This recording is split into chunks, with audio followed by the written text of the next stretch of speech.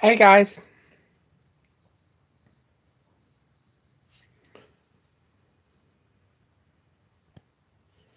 Hey Craig. JB. JB World, hey? Um Ave. Poppy, g'day.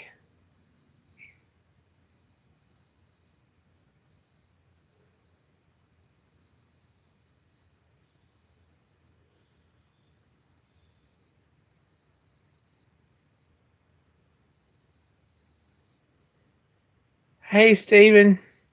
Hope it's not quite so early for you now that daylight saving time's kicked in.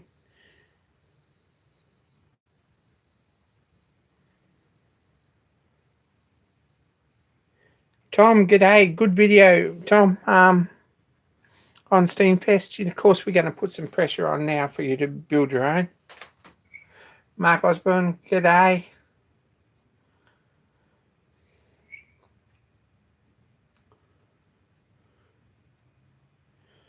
Um Aussie meetup. Hope that you're not thinking there's been a whole lot of progress on that because we're getting there, but it's slow. Kevin, g'day. Anyone who wants to pitch in and help organise some stuff, we're happy to put your hand up, and we get in touch because we need some organisers, not just talkers but doers. Matty, g'day. Good video from you, Matty, on the lathe improvement. I reckon that's a pretty good thing to do. Peter Noddle, g'day. Hey, Warren.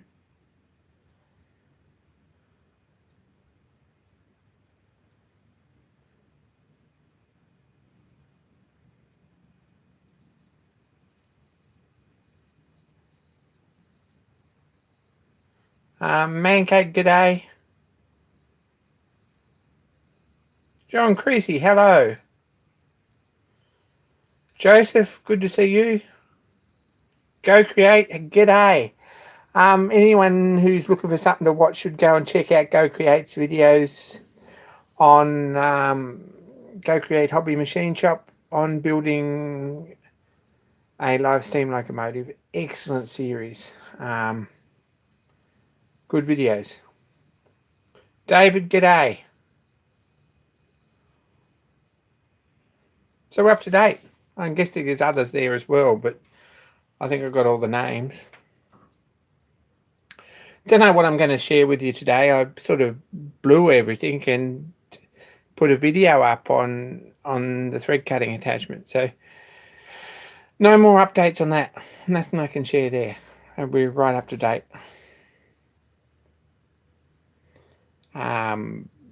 Bit boring. I've got a coat hanger project not even half finished. I've got a rough sort of a prototype made for the coat hanger project.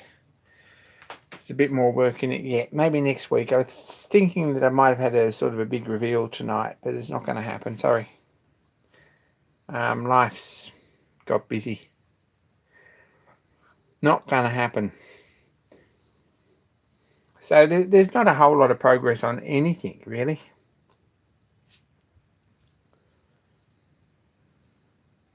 What's everyone else up to? Stephen's crazy busy in the shop.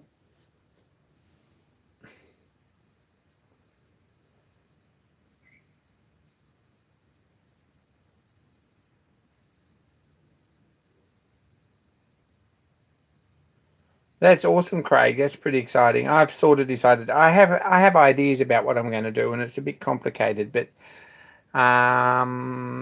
there's a prototype sort of half finished, but we're not going to show you that. There's a lot of nothing on my bench. Yeah, it's kind of cool. Loving it, really. So Stephen Lang said, pull something into frame. Stephen Lang said, it's empty. Said, let's have a Q&A, and that's pretty cool too. If you've got any questions, ask them. You do anyway. But if you got any questions for anyone. Filming equipment issues, that's no good, Tommy. Yeah, that's not good. There you go. Whatever happened to the Twin Locos? You see, you're just waiting for this. Suggest a Q&A and then comes up with this question first. I'm waiting for it. I knew he would. Okay, whatever happened to the Twin Locos? They're still sitting here on the bench. There's some accurate work required for them. They are pretty fiddly. I've really been concentrating on getting my machines to the point that I can finish them. That's where I'm at with that. There's certainly a lot more accurate work involved in it than I originally thought, because they're pretty tiny. So they're sitting here in a box, and at some point when I think my machines are going to be up and running good enough to do them, I'll get in and do them. So there's the answer there. How many square meters? Is it all in one room? So we got, what are we, about 3.5 that way, including benches, and about 4 that way as far as meters. So that's 12. Whatever happened to the vertical boiler? Another one, see? That's what I told you, see? I told Stephen that's what it'd be all about. Is why haven't you finished these projects? Just before anyone asks, hey Richard, the steady is just over there, just out of frame. Right? The boiler's over there, just out of frame. They are actually on the bench. Hey Gary, good to see you. Good morning. The boiler, I'd love to get finished, but at this point I'm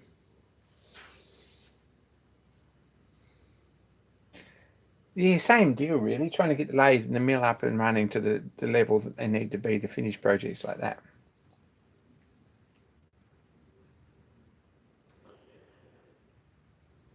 The cone of cleanliness, yes, that's right. It's a bit like that. It's not real clean over that side of the bench, and it's not real clean over this side of the bench. The shaper's on this side.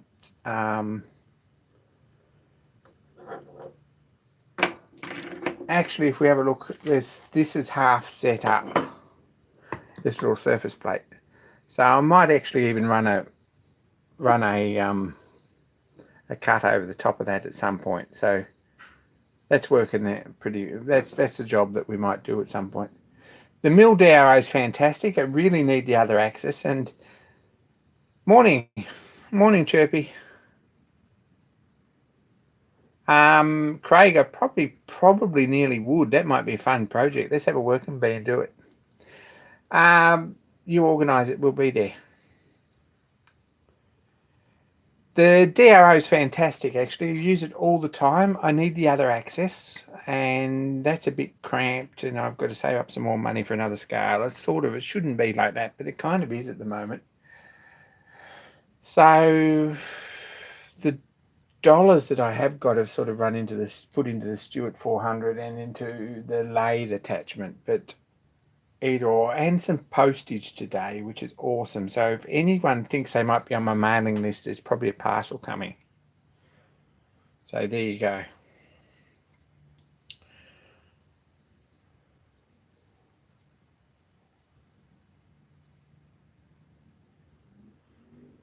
I wanted to look too at some tools that I own that are kind of my favorites that I use all the time, and that might be something cool.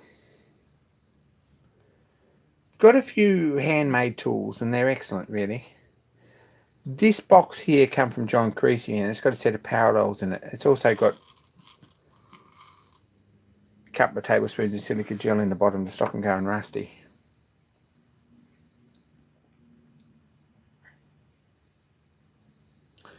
But this nice little set of parallels, which are a bit tight in the box, but they're all good. John made these up for me especially to go in my little vise, and that's excellent. Something I use nearly every day, actually. One day I'll get a chisel out and fix this box so they're not quite as tight.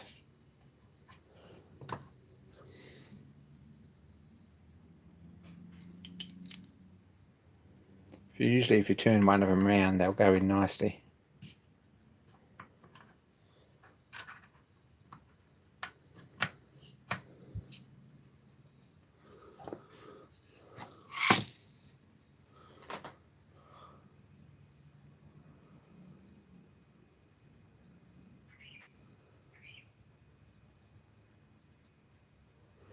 John, how'd you hide these for growing them? He's probably here in the lurking somewhere, but they're a pretty nice set of parallels, those. I use them all the time. I'm guessing a magnetic chuck.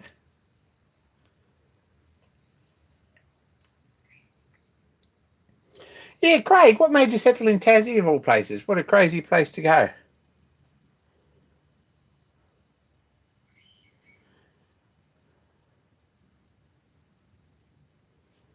Doesn't think you glued it.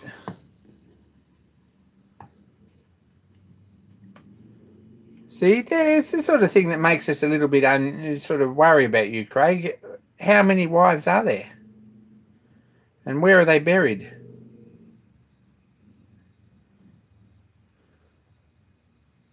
Didn't see the flywheeler swap meet video, Maddie, yet. I haven't looked at that. From Cayena. Oh, that's interesting. Knew a guy who used to live at Cayena who was a car collector. There you go, Ernie Sims. That was a long time ago.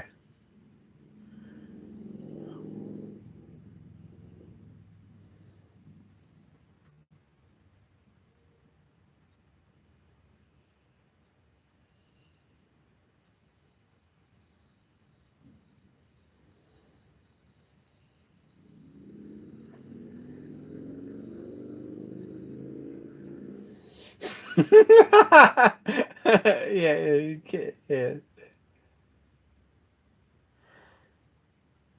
You probably pop out the wooden guys. Oh, thanks, John. I've never had them all out of the box.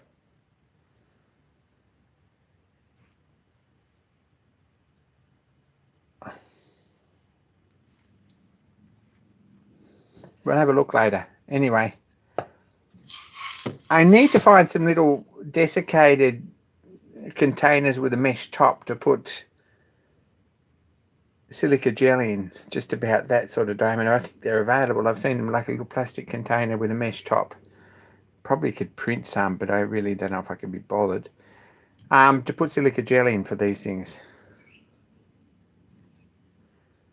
Yeah, poor guy. Tractor run over him, eh?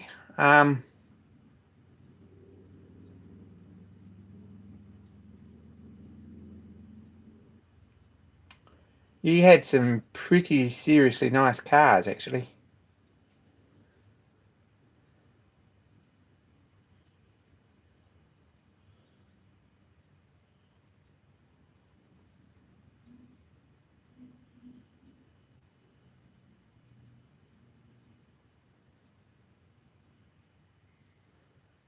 Yeah, and Tommy, congratulations to a NYCNC shout out for you.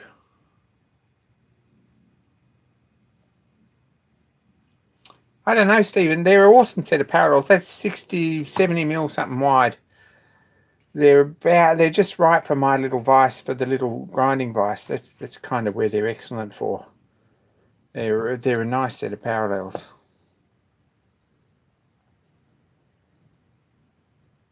I'll have a look, Chirpy.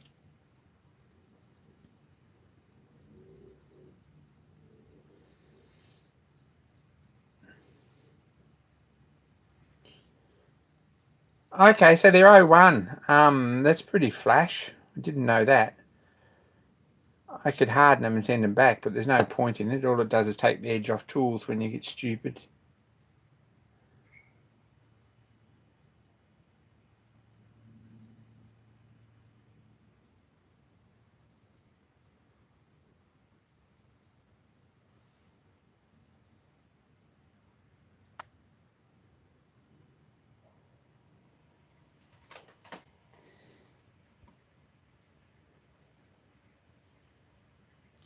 Hey, Dennis, and take care.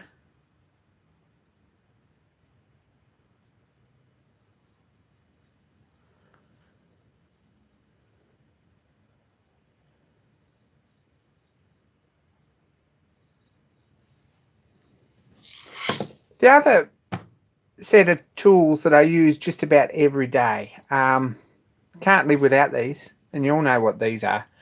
But I was lucky enough to acquire a set, and I feel pretty privileged about that because I know they're really expensive. But if you get the opportunity to get a set of these, get them.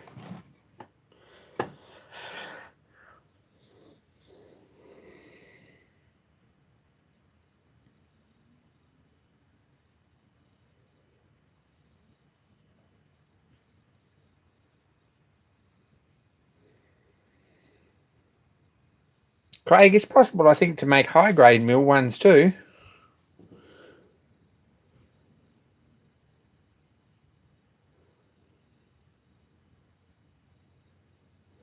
This is something that I use just about every day. Don't know how I get along without them, and it would be rough having to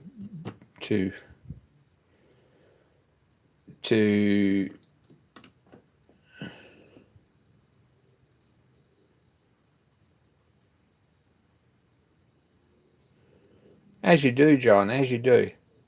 It would be rough having to do without these, but for setup work and for mill work, and even for lathe work and for doing stuff around checking things, they're just fantastic. They're just so good.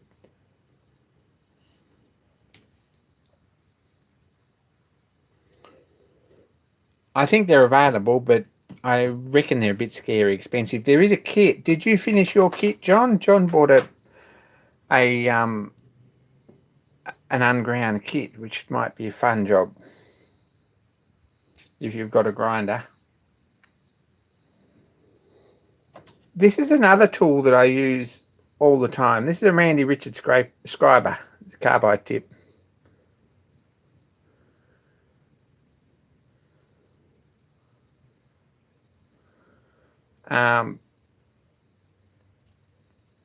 This is an old one. I reckon it's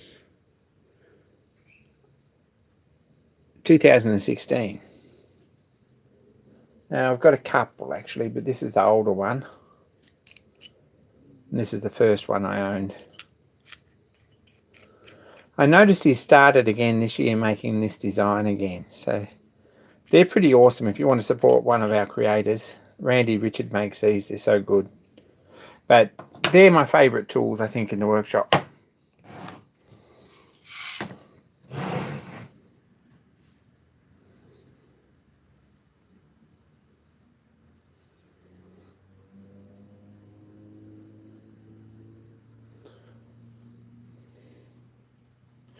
How did you get on with the mill, Chirpy? I guess that's another question that needs to be asked. How did you get on with the electrics?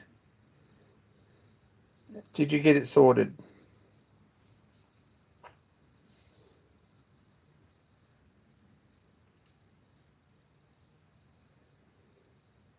Yes, the motor.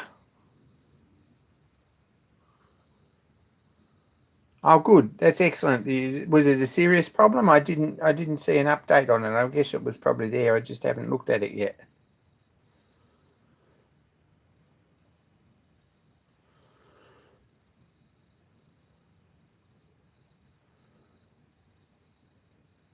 Machine NZ, just use Pop Rocks as cheap, or Sherbet. Works for kittens too.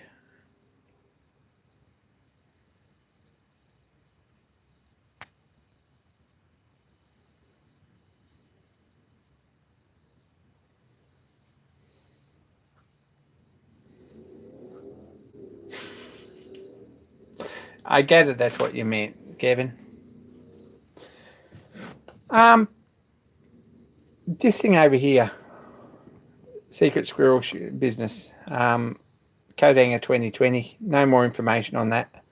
Just a quick look there. If you missed it, you missed it. Bad luck.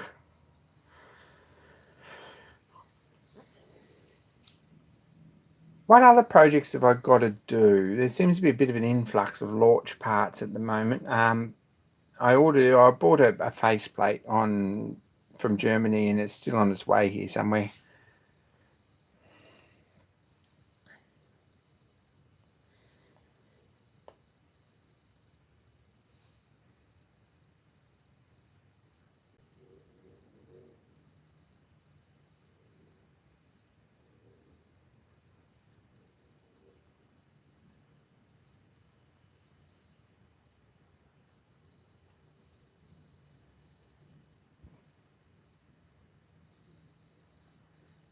Cool.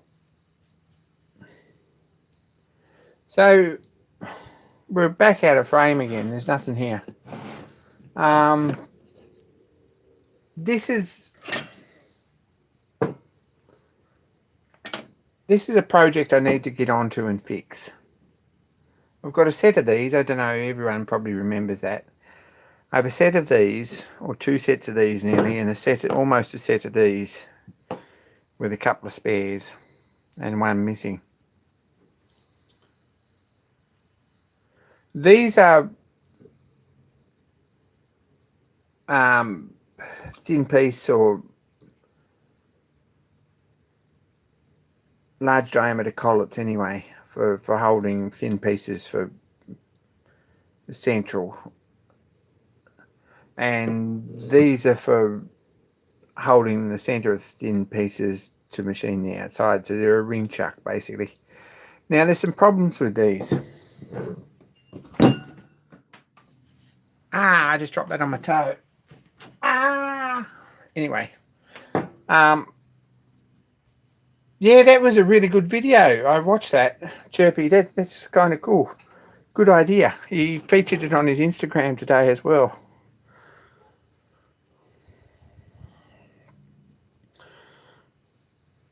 Craig's got a link already. Yeah, that's going to hurt. They're pretty sharp and they're fairly heavy. Yeah, and I'm not wearing shoes, which is a bit stupid, but anyway.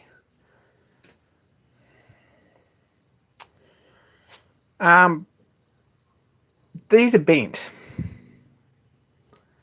If we have a look here, right, they're fairly narrow here, and they should have about a 1 millimeter gap here. And if we come up to here, they've got about probably nearly a 2.3, 2.4 millimeter gap here. And they're back up here to about 1 millimeter on the end. So they're stretched in the middle here, and I don't know why. G'day, Robert. Yeah, Richard, no shoes here tonight. I've just got home from work and kicked everything off, which is a bit slack.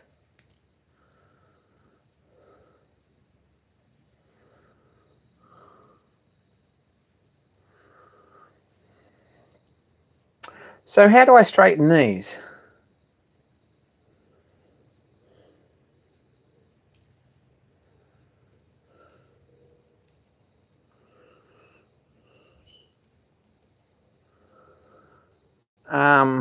You can see that's quite a lot wider there than there.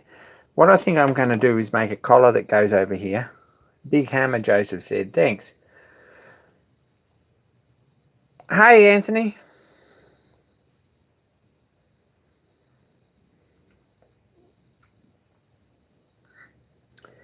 Make a collar that goes over here with a set of grub screws to lock it on here. So probably three grub screws. Stephen, I'm not sure they are hard. They don't seem to be. I don't think they would bend if they were. They feel kind of hard finish sort of thing. They feel, I've never ever tested them, but good question.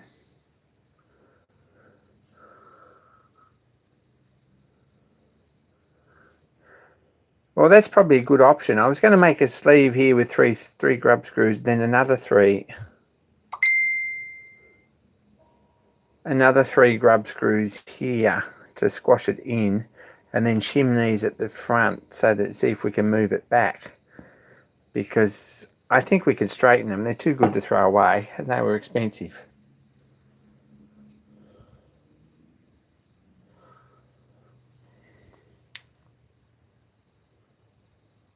Let's check them and see if they're hard.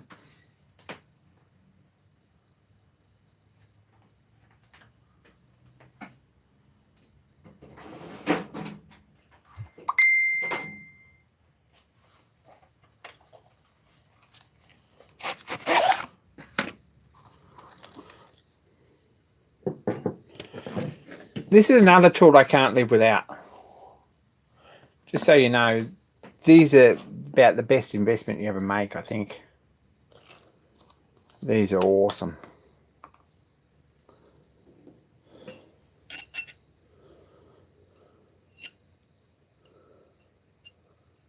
That's the best place to mark them, really. It's difficult to tell. But that's cut and that's 40 RC. So no, I would say they're not particularly hard. I would say they're fairly tough. They're probably a fair bit of tensile strength. But I don't think they're hard.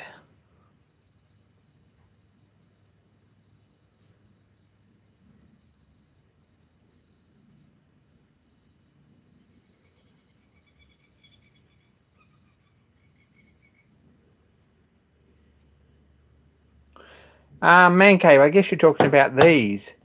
I think they're available on the internet. A friend from Japan brought these back, which was kind of cool. These are proper Super Sound Japanese ones. I think you can buy a cheaper set, probably. Whether they're actually a cheaper set or whether they're just rebranded, I'm not sure.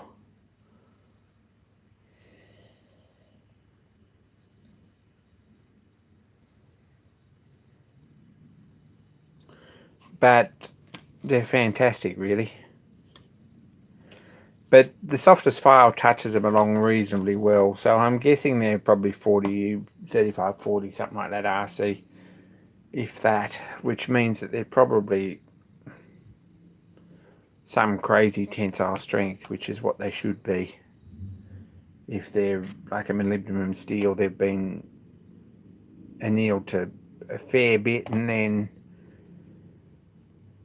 they haven't got a lot of hardness, but they've got a lot of strength.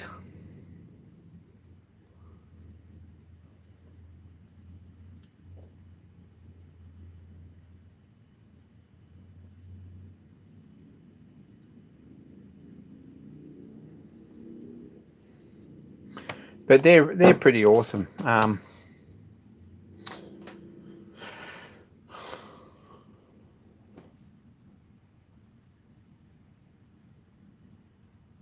Yeah, they should be on the wish list. That's a fantastic tool. Really, really cool.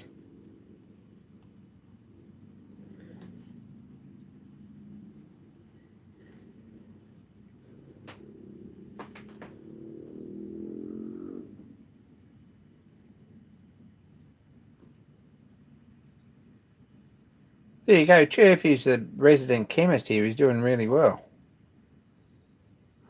But these are on eBay everywhere, I think. They're not real cheap, so shop around. I think the Japanese ones are crazy expensive, but they're about one of the best things I ever bought, to be honest. Now, Man Cave's here.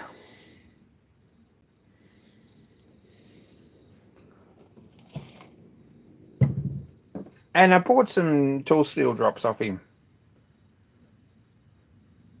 83 bucks seems a lot cheaper than what I paid. Maybe they were only that much.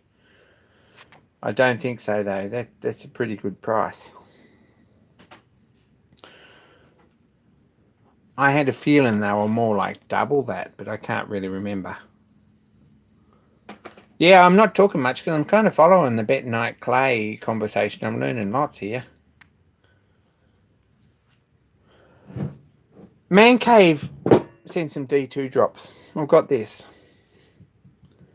This to me seems like it probably should be a squareness comparator.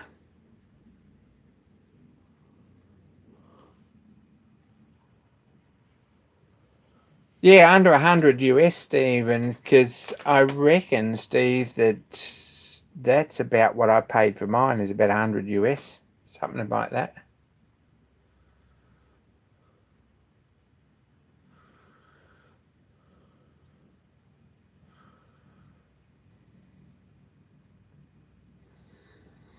So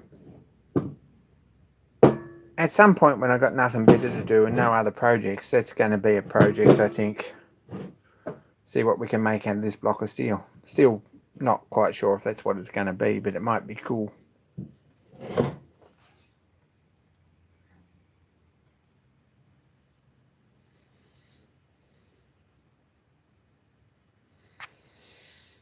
That's what I had in mind when I bought it, but I got no idea, man, Cave, yet. I'm really...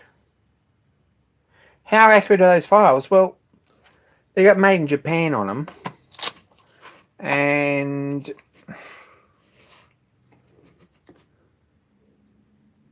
they have a chart. Now,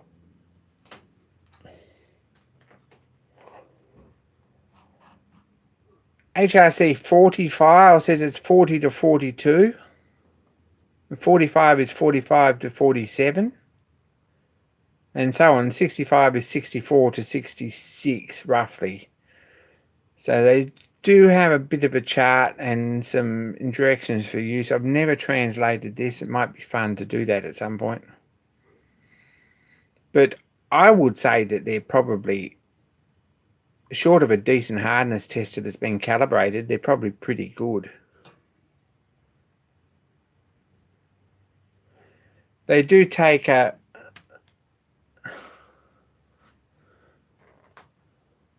ball bearing is probably as good as anything, to be honest, Chirpy.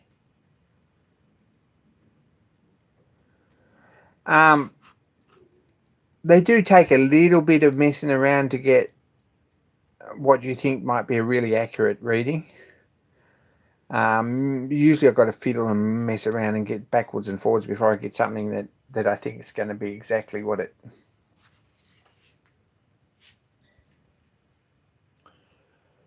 needs to be.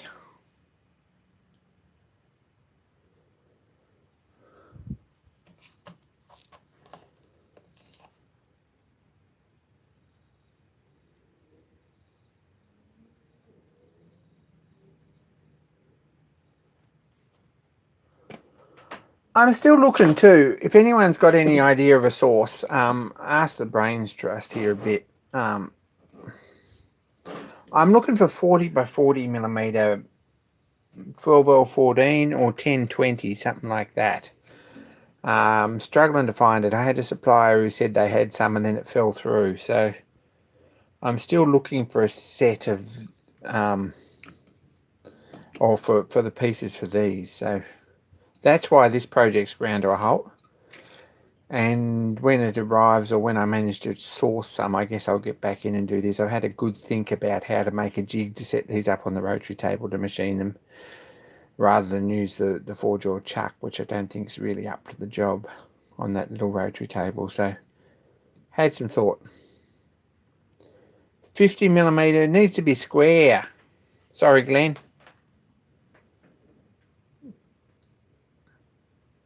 These are sort of nearly square anyway, Stephen. If we have a look.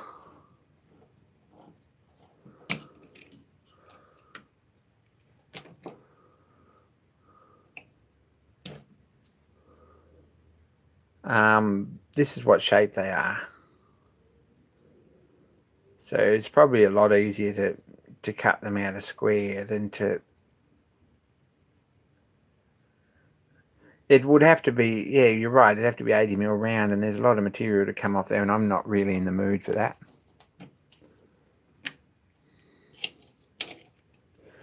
This bit here can be a little bit smaller.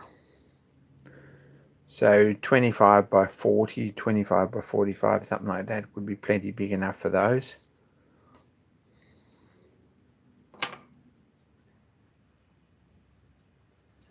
So still looking for stock.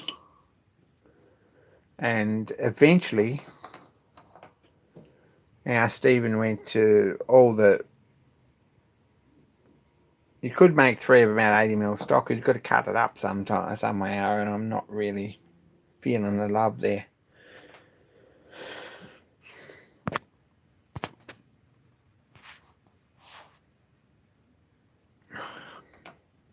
Stephen went to all the trouble to get washers for these, and I've got springs and everything else. It's just a matter of making this bit and this bit. And I was going to use 12L14 and then case harden them, but 1020 is probably as good as anything. I don't think I'll make them out of tool steel. That's just too much trouble altogether. So still looking. So Glenn, if you find something in 40 mil square, let us know. I'm not making them out of D2. That's kind of crazy.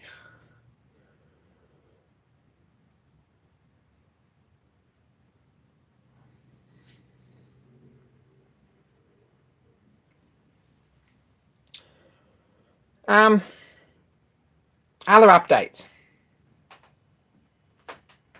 It would be nice to have someone to supply bits like this, but at this point we've got to live with it. We've got to live with it. And at some point in the next little while, I've got everything else here. Everything's looking pretty good, actually. We've got springs,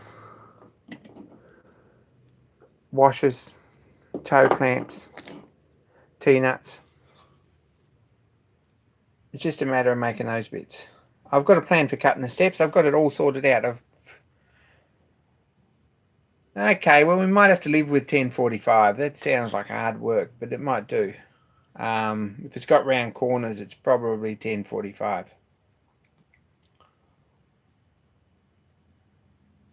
But we can talk about that. How tall are they?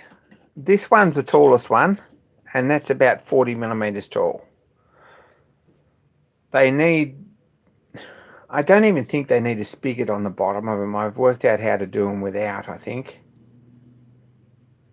They only need to be that long. So there's two of them at 40 millimeters and two of these at about 17 or 18.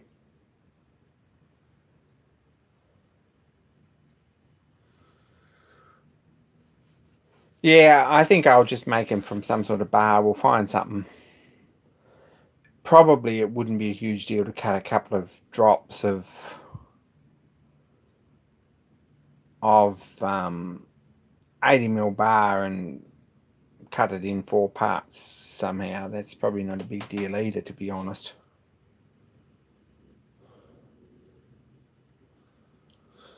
If we did them from 80mm round, and then we could make... Really, we only need one piece because there's only 2 of these and 2 of these, so we'd get them out of a full circle, 40mm long. That's a thought, actually. I hadn't thought about that, but that might be a good way to do it. Have to think about that. This whole design thing is a good way to procrastinate, and some of these projects need a little bit of thinking. I don't know why I jump in and do these sort of things. It's a bit crazy. It's like this thread cutting attachment. It's like... It's well thought out, but it's been about 10 years getting to this stage, and all of a sudden in the last 2 months I've made a big difference to it. But it was started officially over 12 months ago, so there's lots of thinking involved. So these won't hurt sitting there for a little while I think about them. This is the other one. No need to rush. It'd be nice to have them finished though. I could use them. Like most of these things, if you have them finished, there's opportunity to use them, and that's why you do them. Hello, Greg.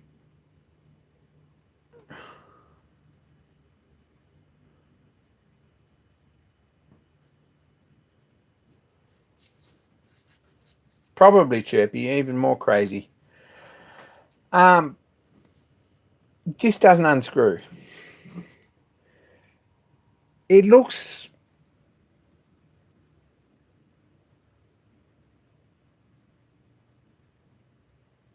for all the world like it should have a parting line there. I don't believe it does, to be honest. I put a fair bit of weight on it and couldn't get it to move, but I've seen other people do the same and have to heat them up to get them out, or drill this out and then run a weld around the inside to shrink it to get it out. So maybe they are that tight.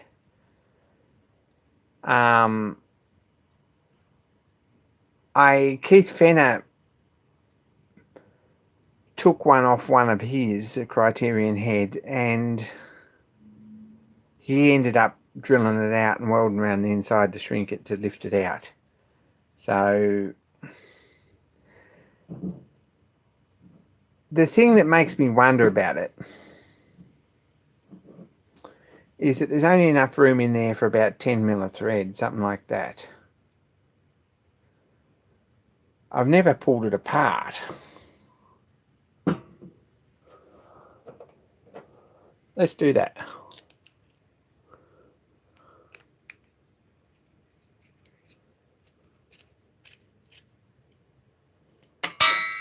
I'm going to drop every one of these screws. That's not good. Working around the camera.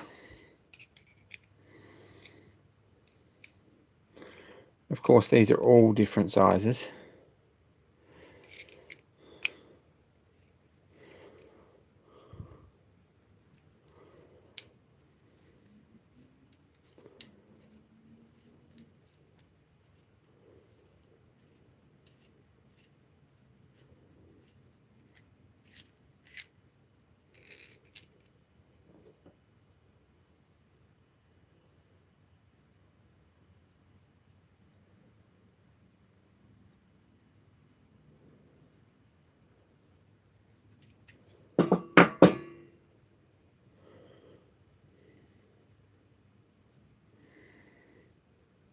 Yeah, if we have a look, that's not got a hole all the way through. We've got there about probably 10 mil of thread. That doesn't seem like very much, if that, and it's not all the way through.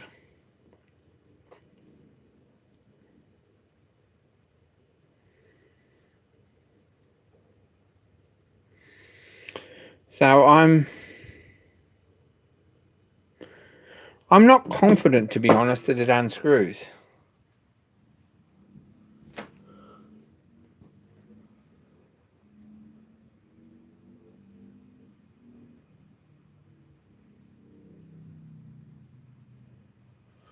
Maddie, you are pretty good at that. It's not a huge deal. Check out this old Tony's video. It's really good.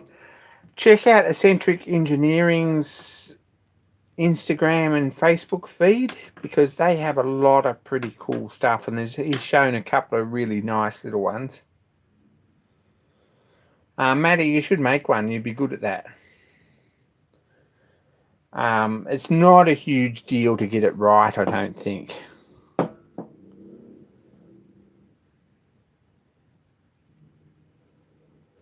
I don't know, that looks like it's got a couple of like push-in plugs or something there to keep the dirt out.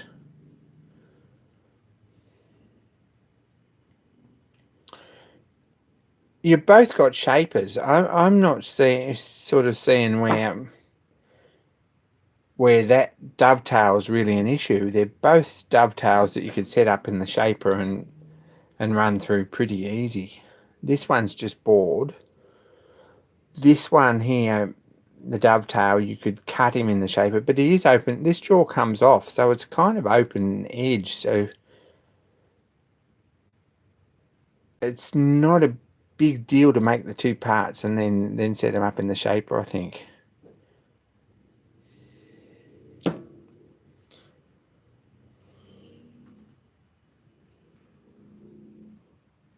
There was a Harold Hall one. If anyone watches or listens or reads Harold Hall or believes in him, I don't know if there's much of a following here, but there might be. He probably has one there too. But there's a few grub screws and a couple of blocks of steel. Man Cave Metals has probably got a bit of something nice to make it out of.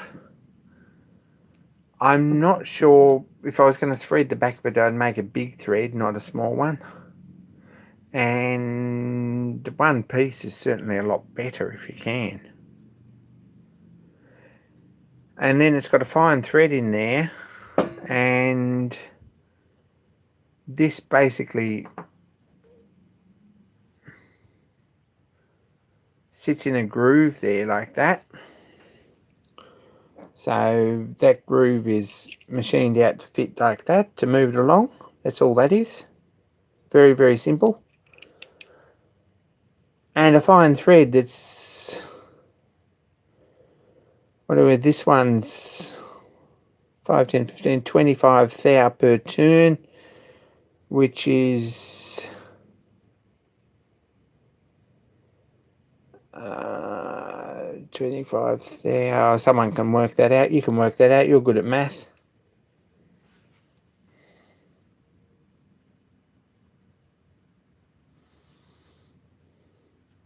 Max from the podcast is channel name. Max from the podcast. Precision. Something precision.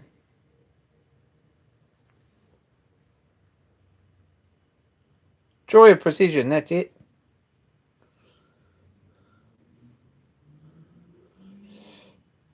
So, to my mind, that's probably not a difficult thing. You could thread this, work out which thread you need and run a fine thread on there and have a tap to match. I mean, 10 millimetre by 1 millimetre will give you 1 millimetre around here, and if you put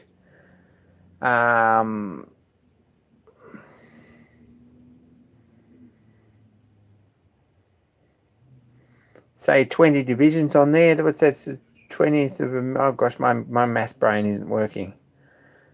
But that sounds like a pretty easy way to graduate that.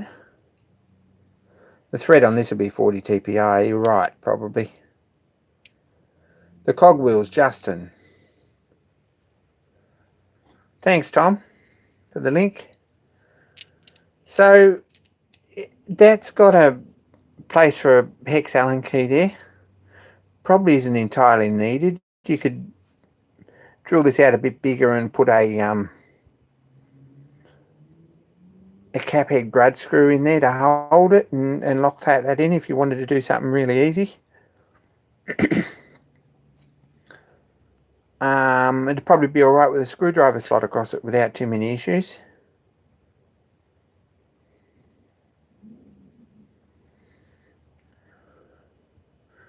So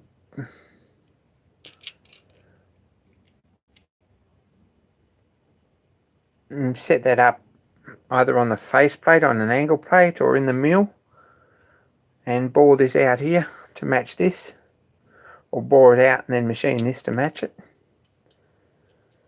And while you had it set up, you bore this one too to the size of your boring bar. And you could either set this up, looks like a fairly steep angle here, it's not 45 degrees, it looks like.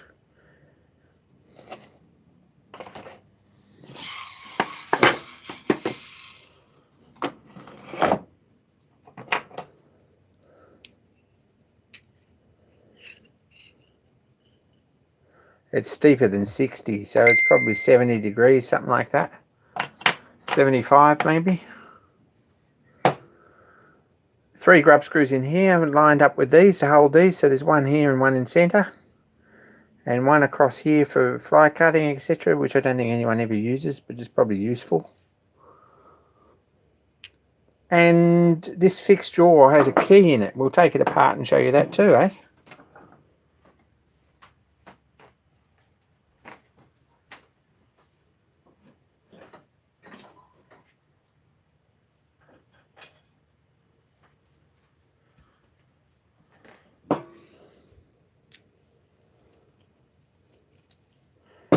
And it's Imperial. But anyway, it's got a key through there to line that up and stop it moving this way. And that also, I guess, gives it a fulcrum group point at the back, so that when you tighten it down, it tightens at this point here rather than this point here. Because if it was just flat across here, it would just tighten. You'd have to take a bit off it every time you wanted it a little bit tighter.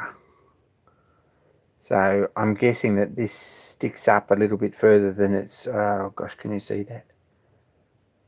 It sticks up a little bit further than it is deep, and that way that gives you a fulcrum point at the back there to pinch this.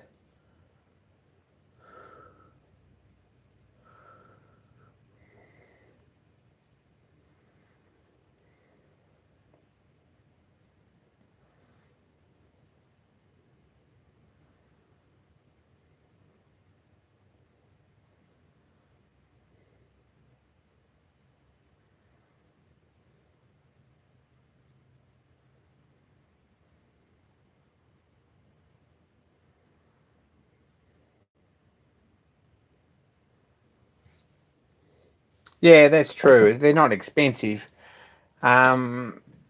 This Criterion was second hand. Picked this up at the swap meet at the Bash last year, I think. I think it was like, I don't think I paid $40 for it. I don't think it was that expensive.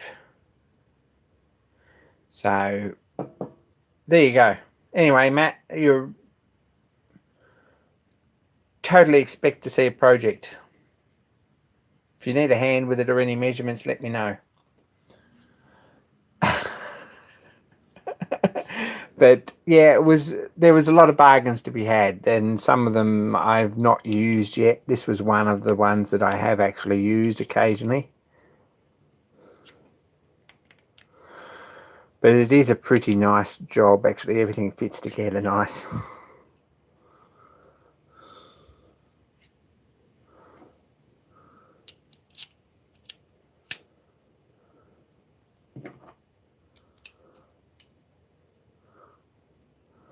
The other thing is you could go all out and build yourself a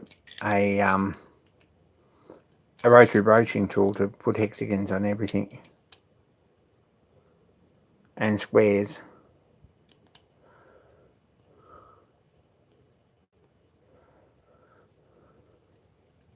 John Creasy's just finished one of those. I wonder how that got on. Sounds like he's using it, and it's a good project.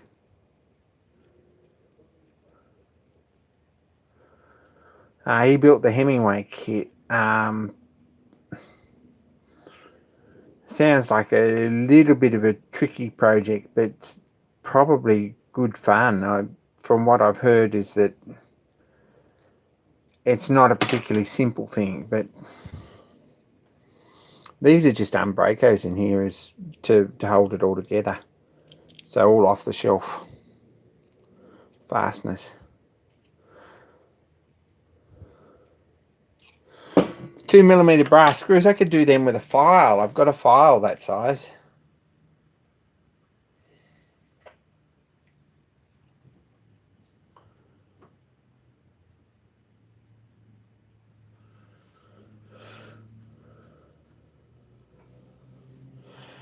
I don't think you can look that far ahead with the virus any more than you can with SARS or with swine flu or with Hendra or any of the other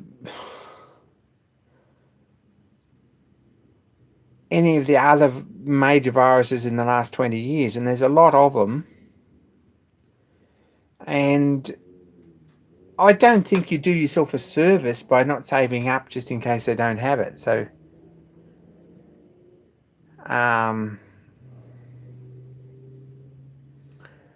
anyway, you've got to look towards it. You'll be fine, JB. You'll be fine. Unlikely to get it.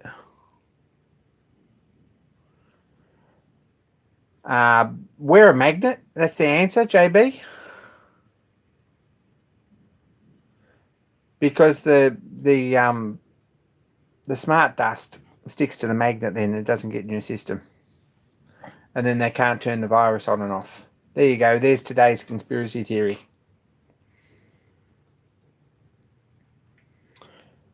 Yeah. So as long as you can, if you wear a magnet, you can stop the smart dust, and then yeah, that's how they distribute the smart dust, John.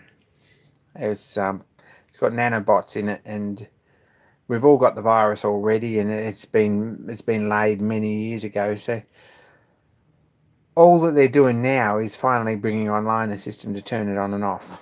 Now that sounds like I really know what I'm talking about, but it's only what my Uber driver said this morning. So I'm really not an expert. I just thought it was a really good story.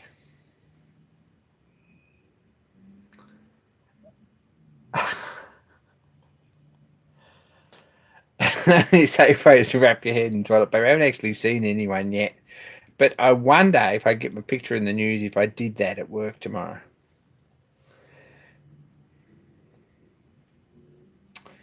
The vapor trails, chemtrails are it's cured climate change. It's also, yeah, we won't even go into the US election.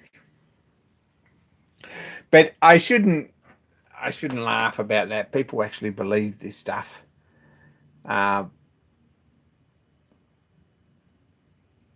But I kind of think that there's bugs going around, and there's one every year for the last 30 years, probably longer than that, and it hasn't been documented or spread as quickly or as easily. So you've just got to live with it, and you'll be fine in another 3 months.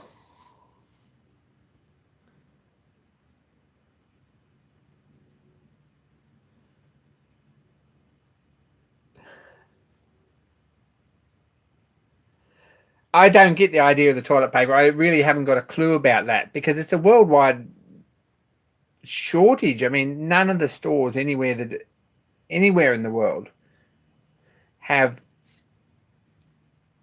toilet paper supplies. I was in Aldi tonight, and they're running out again. They'll have new supplies in the morning, but how do they sell out a week after this all started becoming a problem here in Australia, or a little bit longer, 10 days? How do they still sell out every night? It's just bizarre.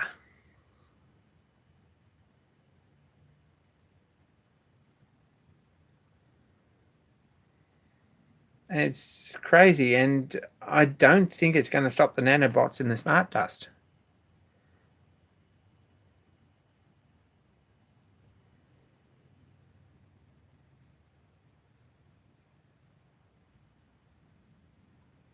I only use the bathroom at work anyway. That's smart. I mean, that's just always poop on on company time. I mean, that it was silly not to.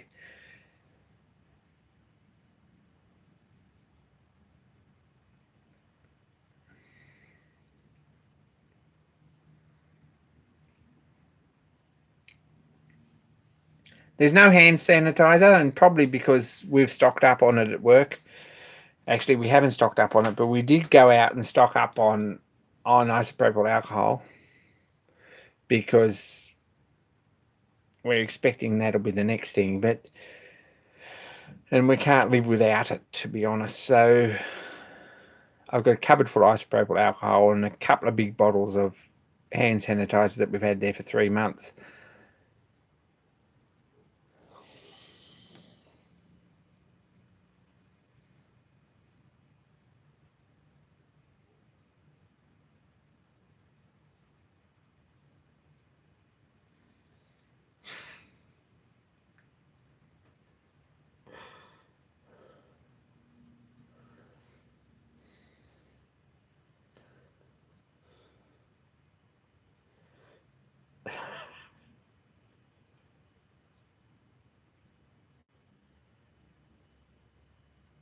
I see Hubnut's just been to Auckland and to New Zealand, JB. That might be worth a look if you're looking for ideas for visits. Don't know who follows Hubnut, but he has had a bit of a tour in New Zealand. It's pretty cool. He's in Australia now. The trouble is you get it mixed up with the stinging nettle, John, and then you're in trouble. That's not good.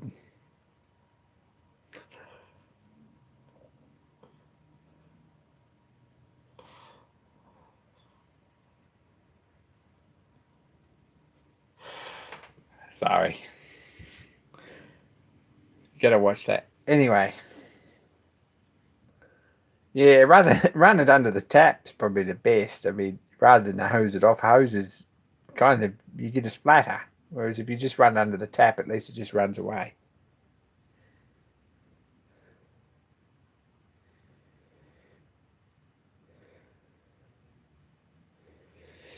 But yeah, why does she have it? This chat's going down the drain.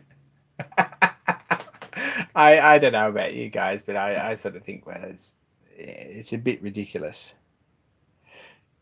We don't all have a lightsaber, John.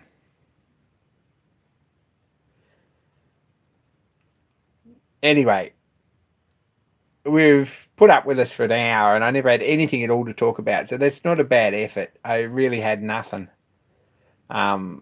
Zero tonight.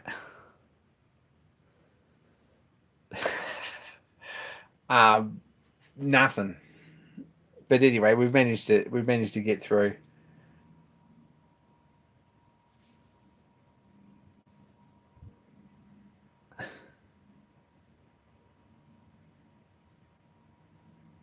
Yeah, I'm out too, I think. Thanks everyone for signing in. Someone's just subscribed because in the last 2 minutes that's just kicked over to 5870 over there on the wall. So that was pretty awesome. We weren't watching it because I was thinking it might, but that's awesome. The tone will be raised again next week. I'll have don't forget to thumbs up. Thanks, Gary. I'll have probably something to talk about next week.